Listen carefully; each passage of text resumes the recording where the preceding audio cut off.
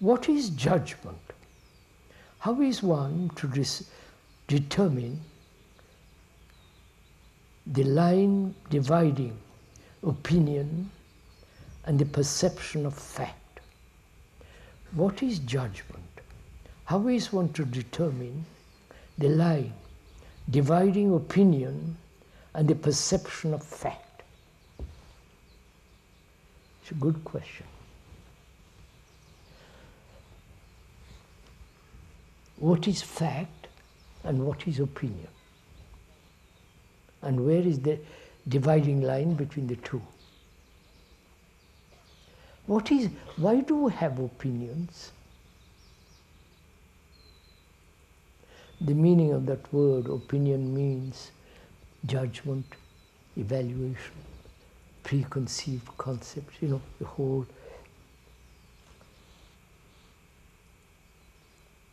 assertive, dogmatic opinions that each one has.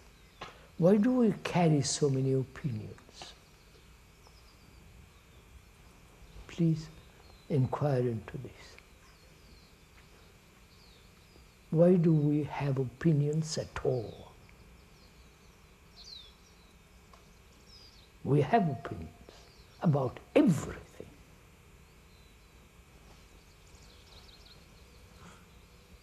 And apparently that's so strong. And we think that is freedom, to have 1,000 opinions about everything. That gives you a sense of freedom. At least you think one is free. Independence. It's my opinion, I'm right.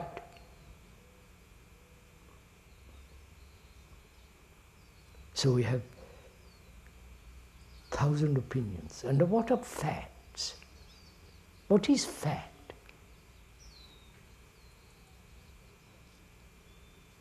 Fact is that which has happened, right? That which has happened.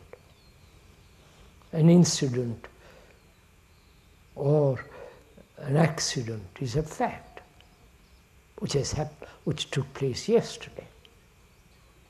And fact is also what is happening now, right? What is happening now, you and I are sitting here having a conversation, a dialogue, a question and answer and so on. That's a fact. What is not a fact is what may happen tomorrow, right? I want to go together in this. What may happen when you leave this place and go on to court, something might. So, fact is that which has happened, that which is happening. And fact is not what will happen.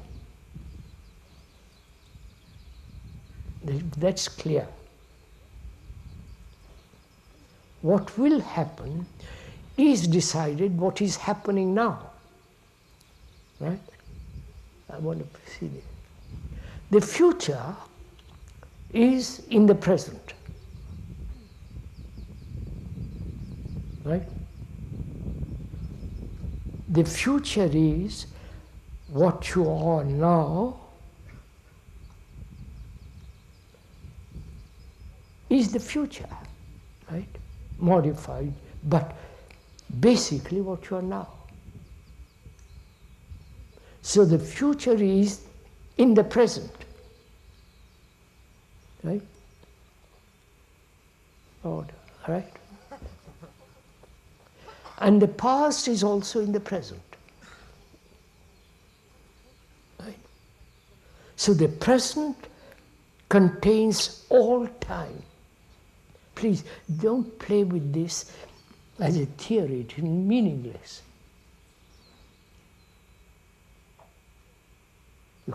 It becomes a slogan if you repeat that.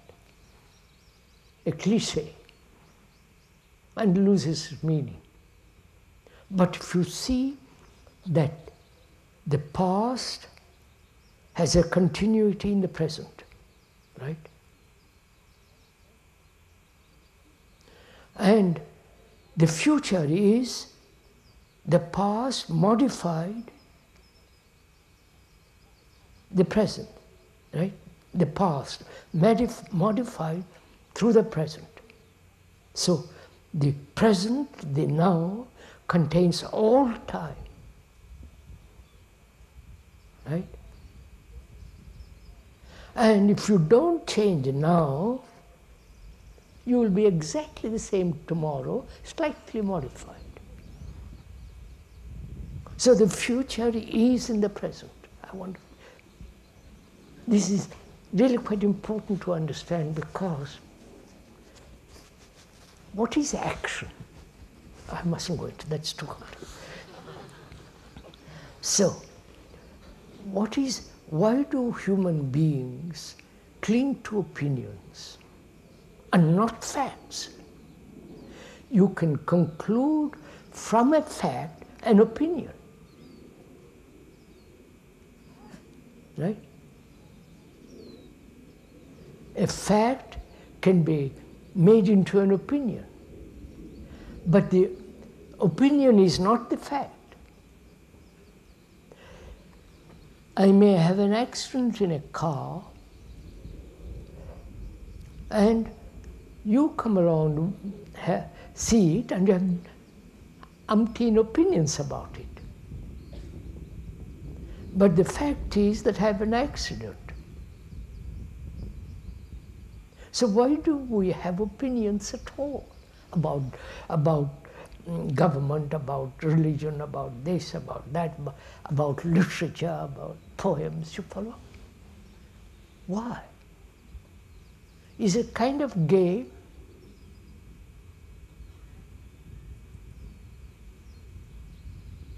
Is it kind of wastage of energy?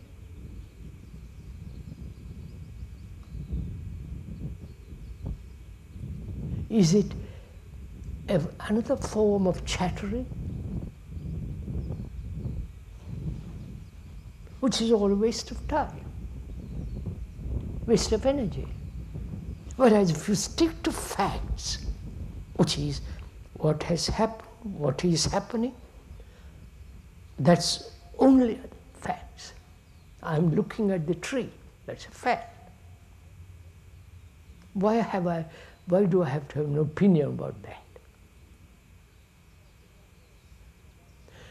If I'm a lumber merchant, thank God I'm not, and I say that's a valuable tree, let's cut it down, that's a different matter.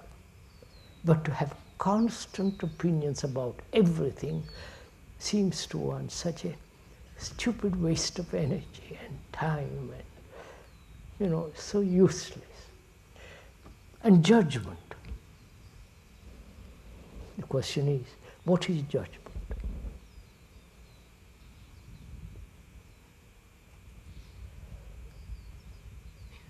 A judge passes a sentence on somebody, criminal or some innocent man. There was a judge once whom the speaker happened to know. He was high up in the law and became a good judge. And one morning, after many years of judgment, he said, "What am I judging? What is truth? I'm passing judgment about everything according to precedent and so on. What is truth? Unless I find that out, judgment has no meaning." So, it's a custom in India in those days, about 58 years ago. He called his family and said, "I'm going to withdraw from the world, go off into the forest, into some distant village, meditate and find out.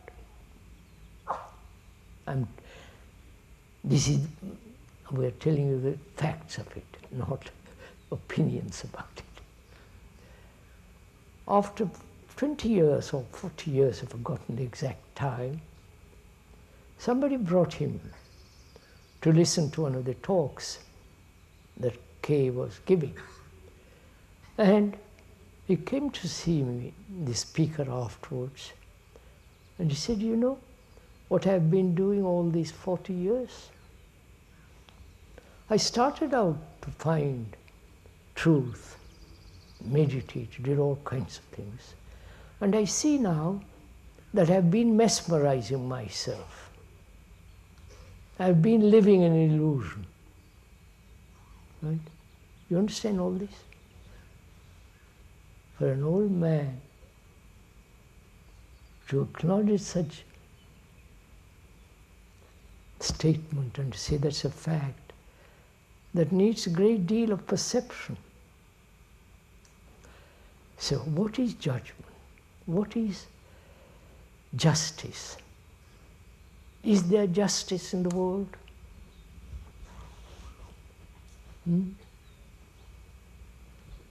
Please ask this question of yourself. Is there justice in the world? You're born in a good family, money, education, prosperity, success. And the other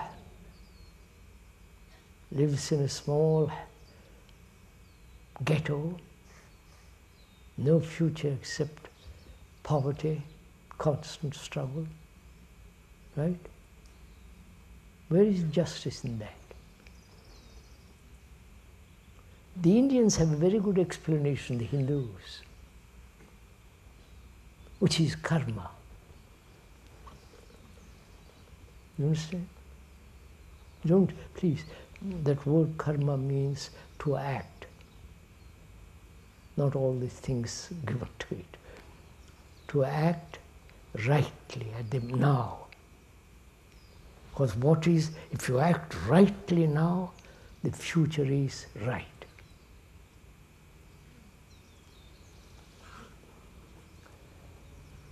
So, or if you act mischievously now, you pay for it next day or next life. Now, is there justice in the world? A crook can employ a clever lawyer and get away with it. This is happening every day. You are clever, I am not. You are beautiful, I am not. You are extraordinarily alive, I am not. This is facts. So where is there justice? There's so-called legal justice, which is totally different from actual justice.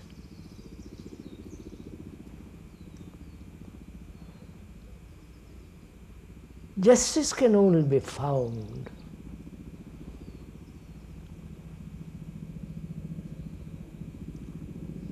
where there's freedom and compassion. Without that freedom and compassion, which in its movement is intelligence, there is justice. Otherwise, there is no justice in the world. This is, please, not an opinion, not a theory. But when you have this feeling of great compassion, which is quite a deep question, then there is, in that compassion, there is justice.